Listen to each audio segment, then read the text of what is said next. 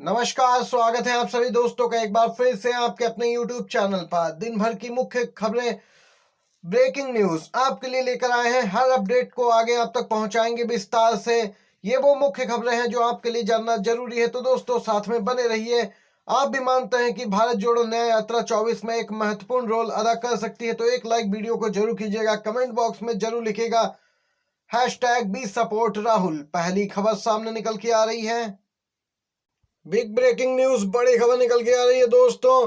राहुल गांधी की भारत जोड़ो न्याय यात्रा को मिल चुकी है मंजूरी। जी हां, मणिपुर में अभी तक जो मंजूरी अटकी हुई थी वह मिल गई है, लेकिन दोस्तों मणिपुर की बीजेपी सरकार ने यहाँ पे शर्तें लागू की हैं, जिनके अनुसार रैली में कम संख्या यहाँ पे जाएगी भीड़ की, और एक यहाँ पे नियत संख्या ही तय कर दी गई है। स्पष्ट है, मणिपुर में राहुल गांधी की संख्या में यहाँ पे बहुत ही कम लोग शामिल हो पाएंगे, क्योंकि यहाँ पे संख्या सीमित की गई है। लेकिन दोस्तों कांग्रेस के लिए यह राहत भरी खबर है कि मणिपुर में भारत जोड़ो न्याय यात्रा के लिए उसे मंजूरी मिल गई। दूसरी तरफ दोस्तों बिग ब्रेकिंग न्यूज अपडेट निकल के आ रही है ईवीएम और पोस्टल बैलेट को लेकर। अपडेट है, अगर ईवीएम के बजाय राजस्थान में पोस्टल बैलेट से चुनाव हुए होते तो कांग्रेस कर देती बड़ा खेल। जो आंकड़े सामने निकल के आए हैं वह आपको हैरान कर देंगे। चुनाव को लेकर एक बड़ा तथ्य सामने आया है, जिसके मुताबिक पोस्टल बैलेट में कांग्रेस को बढ़त मिली थी। पोस्टल बैलेट में कांग्रेस को कुल 48% वोट मिले दोस्तों, जबकि बीजेपी पिछड़ गई। 38% वोट उसके खाते में गए।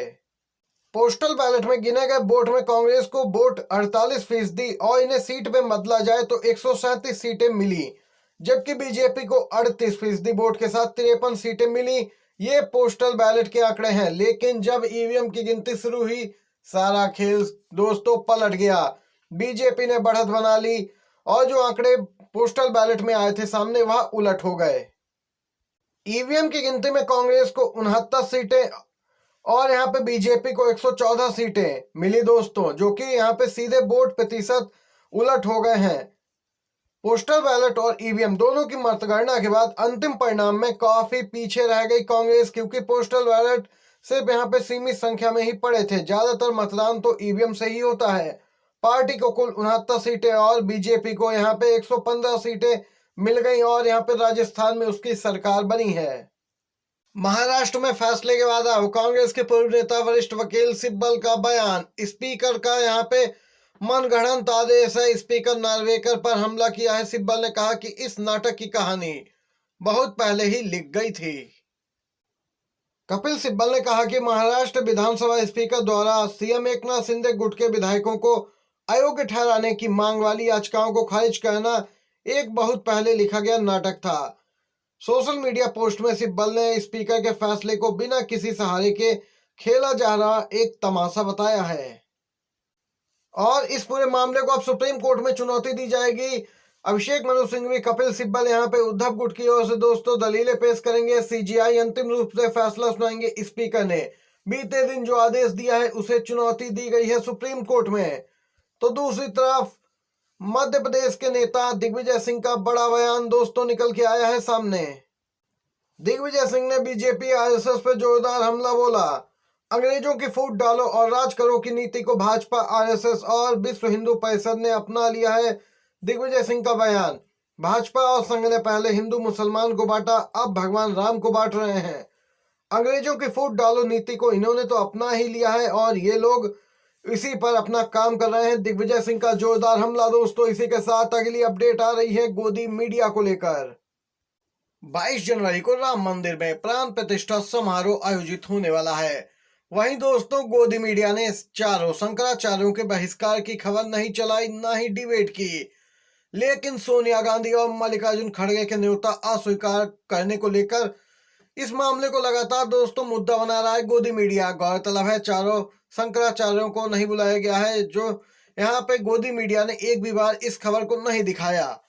इसी से पता चलता है कि यह धार्मिक नहीं बल्कि एक राजनीतिक आयोजन है, जैसा कांग्रेस पार्टी कह रही है। कांग्रेस पार्टी ने ये आरोप लगाए हैं, इसीलिए न्योते को अस्वीकार कर दिया है। कांग्रेस पार्टी ने स्पष्ट किया है कांग्रेस पार्टी की ओर से कोई भी इस समारोह में नहीं जा रहा है, जिसको लेकर दोस्तों बीजेपी और गोदी मीडिया एक सुर में यहाँ पे कांग्रेस को घेरने का प्रयास कर रहे हैं, लेकिन असलियत नहीं दिखा रहे हैं। ये अपडेट निकल के आई है, अगली अपडेट की ओर चलते हैं। सुप्रीम कोर्ट से इस समय की ताजा अपडेट निकल के आ रही है। उद्धव गुट ने जैसा कि सुप्रीम कोर्ट में चुनौती दी थी, अब अभिषेक मनु सिंघवी ने बड़ी बात कही है। विधायकों को अयोग्य ठहराने की मांग वाली सभी याचिकाएं खारिज की जाती हैं। किसी भी विधायक को अयोग्य नहीं ठहराया जा रहा है। उद्धव ठाकरे अब इस फैसले को सुप्रीम कोर्ट में दोस्तों मुद्दा बनाने वाले हैं। सुप्रीम कोर्ट में शिवसेना यूबीटी के वकील अभिषेक मनु सिंघवी ने यहाँ पे ये दलीलें भी नई शामिल कराई हैं याचिका में। ये अपडेट निकल के आई। तो दूसरी तरफ दोस्तों तमिलनाडु बीजेपी चीफ अन्नामलाई के खिलाफ एफआईआर दर्ज हो गई है। चर्च जाने को लेकर ईसाई समुदाय के युवाओं से इनकी बहस हो गई थी। तमिलनाडु में भाजपा के प्रदेश अध्यक्ष की मुश्किलें बढ़ती जा रही हैं।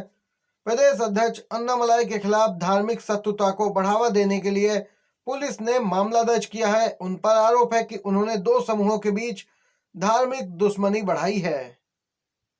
बेरोजगारी के मामले पे एक बार फिर से कांग्रेस ने घेरा है। 2024 के आम चुनाव में ये एक बड़ा मुद्दा रहने वाला है। बीजेपी के 2 करोड़ नौकरी के वादे पर लगातार कांग्रेस घेर रही, तो कांग्रेस ने यहाँ पे एक रिपोर्ट भी साझा की है। बेरोजगारी दर ने पिछले 4 साल का रिकॉर्ड तोड़ दिया। दिसंबर में 25 से 29 साल के युवाओं के बीच बेरोजगारी दर 15.5% पहुंच गई और यह कोरोना काल से भी वह स्थिति है। देश का युवा आज बेरोजगार हताश है। कांग्रेस ने कहा कि हालात इस कदर बुरे हैं कि 20 से 24 साल की युवा वर्ग में बेरोजगारी दर 45.5% पहुंच चुकी है। युवाओं के साथ अन्याय हो रहा है। पिछले 10 सालों से ये अन्याय जारी है। बीजेपी झूठे वादे जुमले कर रही है। अगली अपडेट दोस्तों महाराष्ट्र से निकल के आ रही है, जहां पर अब एनसीपी के विधायकों को लेकर फैसला सुनाया जाएगा।